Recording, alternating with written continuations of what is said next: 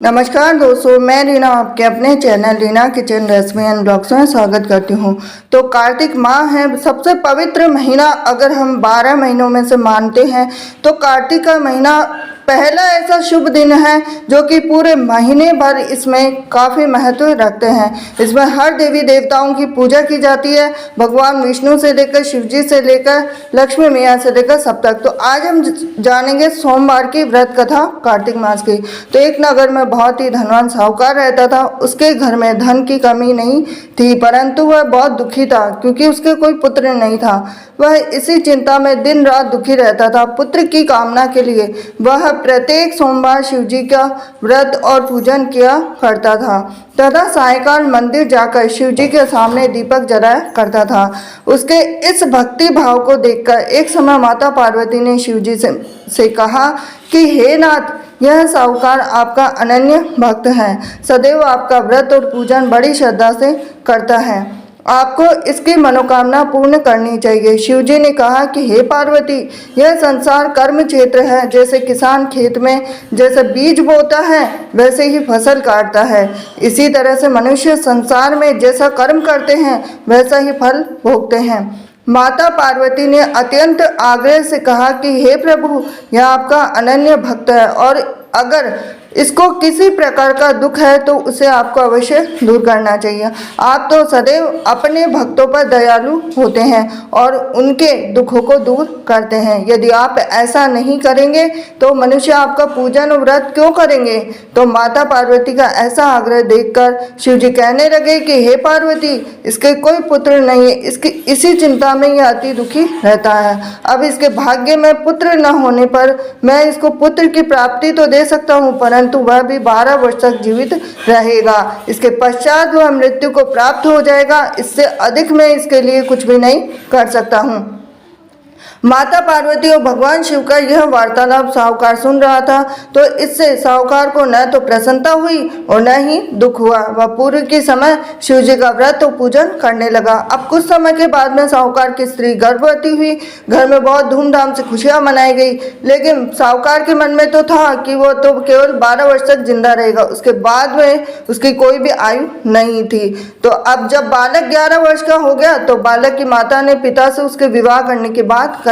अब साहूकार बोला कि अभी तो इसको पढ़ाई लिखाई के लिए काशी भेजो, फिर उसके बाद में इनका विवाह करेंगे। अब साहूकार ने बालक के मामा को बुलाकर उसको बहुत सारा धन देकर बालक को काशी पढ़ने भेज दिया। अब रास्ते में जावे तो यज्ञ ब्राह्मण को करावे, दक्षिणा देते हुए जावे। तो दोनों मामा भांजे यज्ञ करते हुए गए, ब्राह्मण को भोजन कराते हुए गए। अब रास्ते में एक शहर पड़ा और उस शहर के राजा की कन्या का विवाह हो रहा था, परंतु जो राजकुमार विवाह करने के लिए आया था वो तो खुद ही करना था। अब राजकुमार को देख राजकुमारी और उसके माता पिता विवाह में किसी भी प्रकार के अड़चन पैदा ना कर दे, इस वजह से उन्होंने उस सुंदर मनभावन लड़के को देखा तो उनके मन में विचार आया कि क्यों ना इस लड़के को वर के रूप में ढूंढ लिया जाए। तो ऐसे मन में विचार करके राजकुमार के पिता ने उस लड़के और उसके मामा से बात कर ली। अब दोनों राजी हो गए। दूल्हे का वेश बनाकर उनको कपड़े पहनाकर घोड़ी पर बिठा दिया। अब कन्या के द्वार पे पहुंचे तो सभी कार्य उनकी प्रसन्नता से पूर्ण हो गए।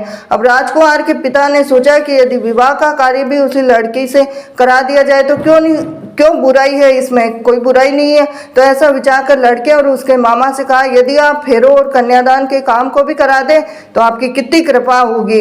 अब सेठ का पुत्र जिस समय जाने लगा तो उसके राजकुमार की चुनरी के पल्ले पर लिख दिया कि तेरा विवाह मेरे साथ हुआ है, परंतु जिस राजकुमार के साथ तुझे भेजेंगे वो तो खुद ही करना है। अब मैं काशी जी पढ़ने जा रहा हूँ। अब सेठ के लड़के के जाने के पश्चात राजकुमारी ने जब अपनी चुनरी पर ऐसा लिखा हुआ पाया तो अंधे राजकुमार के साथ जाने से मना कर दिया। अब उसने अपने माता पिता को सारी बात बता दी और कहा कि यह मेरा पति नहीं है, मेरा विवाह इसके साथ नहीं हुआ, मेरा विवाह तो जिसके साथ हुआ जो काशी जी पढ़ने गया है।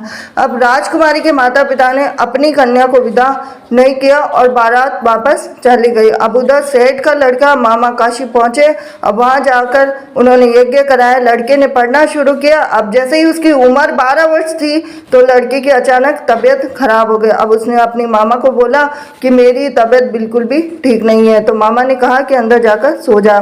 थोड़ी देर में उनके प्राण निकल गए। जब उसके मामा ने कहा कि उसका भांजा मृत पड़ा तो रोना पीटना मचा दूंगा तो यज्ञ का काम अधूरा रह जाएगा। अब यज्ञ का कार्य जैसे ही समाप्त हुआ तो सबने रोना पीटना शुरू कर दिया। अब उधर से माता पार्वती और शिव जी जा रहे थे। जब उन्होंने जोर जोर से रोने की आवाज़ सुनी तो पार्वती जी कहने लगे कि हे नाथ, कोई दुखिया रो रहा है, इसके कष्ट को दूर कीजिए। जब शिव पार्वती वहां पहुंचे तो उन्होंने पाया कि वहां एक लड़का था, उसको आपने वरदान से उत्पन्न हुआ है। तो शिव जी ने कहा कि हे पार्वती, इसकी आयु इतनी ही थी, वह भोग चुका है। तो पार्वती जी ने कहा कि हे नाथ, इस बालक को और आयु दे दो, नहीं तो इसका माता पिता तड़प तड़प कर ही मर जाएंगे। माता पार्वती के बार बार आग्रह करने पर शिव जी ने उसको जीवन का वरदान दिया। शिव जी की कृपा से उसका लड़का जीवित हो गया। अब इसके बाद में माता पार्वती कैलाश पर्वत चले गए। शिक्षा पूर्ण होने पर जब लड़का और उसके मामा यज्ञ करते हुए ब्राह्मणों को भोजन कराते हुए दक्षिणा देते हुए घर की ओर चले तो रास्ते में उसी शहर में आए और जहाँ उस लड़के का वहाँ की राजकुमारी से विवाह हो रहा था, वहाँ जाकर उन्होंने यज्ञ प्रारंभ किया। लड़के के ससुर जी आए, राजा ने उनको पहचान लिया, महल में ले जाकर उनकी आव भगत की, जैसे दास दासियां सहित आदर पूर्वक अपनी राजकुमारी और जवाई को विदा दिया। वहां से विदा होकर सेठ का लड़का अपने मामा और पत्नी सहित उसी तरह यज्ञ कराते हुए ब्राह्मणों को भोज कराते हुए दक्षिणा देते हुए अपने घर के लिए चले गए। घर जाकर लड़की ने अपने माता पिता को सारी बात बताई। इससे वे बहुत ही प्रसन्न हुए। शिव पार्वती, जैसे आपने सेठ और उसके परिवार को दिया वैसे सभी को देना। सोमवार व्रत कथा कहने सुनने हुकारा देने वालों को सबको देना। ये थी आज की सोमवार की व्रत कथा।